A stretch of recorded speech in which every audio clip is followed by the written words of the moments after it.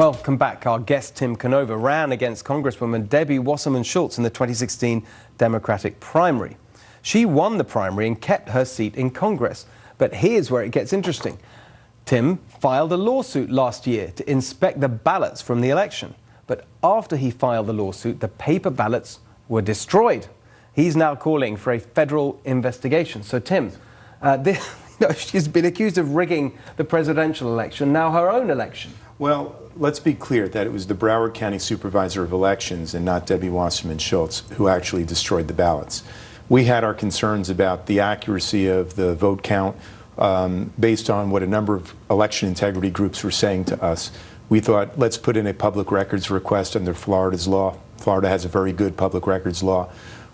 The first of 3 public records requests was over a year ago. We were stonewalled for 6 months, finally filed a suit to enforce our rights, and while the lawsuit was pending, they destroyed the ballots.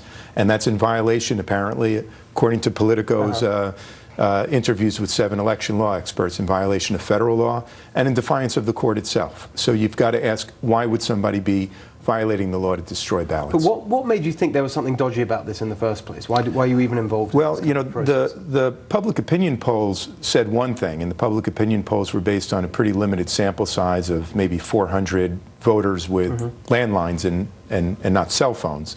Our own internal numbers, we were knocking on 10,000 doors a week. It was a much larger sample size and probably more representative, indicated a much different result. So we were always a little bit skeptical of the official result, and we thought, let's just put everyone's concerns to rest by verifying the vote.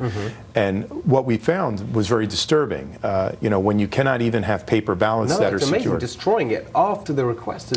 Which apparently undermines the confidence, you could say, in how accurate the digital scanned ballots are. You're being very polite about it, but it sounds to me like, you know, this is really bad. What's going to happen next? How does this move forward? Well, we are calling for a federal investigation, and we'll see what will happen.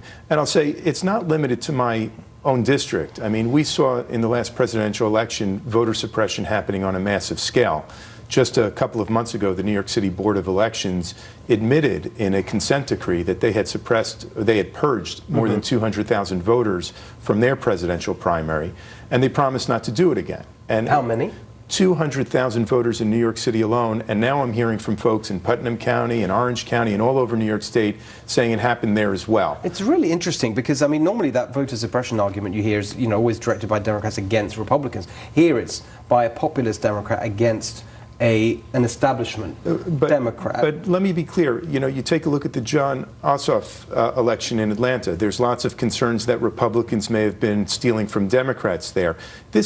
People are losing faith and confidence in the American election system because it's not transparent and the voting is not verifiable. The ballots are not verifiable. It makes me wonder whether just this week, wasn't it, the president disbanded the commission he set up into vote rigging or whatever it was called. I can't remember. Well, they said it was kept it going due to infighting. But we also know that the president said false statements about things that were found to be false here in California, which was not true. And our Secretary of State verified that that was not true. But I'm 100% right that we should have at least more transparency about how the process is conducted. And this is something that, frankly, you can tell I'm a voting advocate. People should vote, and it turns people off when they think their vote's not going to count or that somehow things are going to end up in the garbage dump. Or, you know, Florida already has a bad enough reputation as it is. Big thing. You know, these aren't just small. No, we have the least professional and most balkanized voting system of any place in the world. You know, that you go and vote anywhere else in the world, it's a paper ballot, it's counted by the same rules, regardless of whether you cast it on one side of the country or the other side of the country. We should have a national system, at least for national office, so that people can understand that if your vote cast in Maine, it counts and is counted in the same way as it is in Hawaii. The rest of the world has done it. Why can't we catch up? Tony? I think it's something we can all agree on. But I do have to say, in listening to your story, very interesting. It sounds very familiar to me. I don't know who would have done this, but to destroy evidence after, you know, something like a subpoena, like 33,000 emails or something. I mean, the two knew each other. I'm going to just throw that out there. It sounds like she learned from the best, or someone in her inner circle learned from the best. But good luck with that. Very nice. Let's leave it there. What a happy note. Thank you.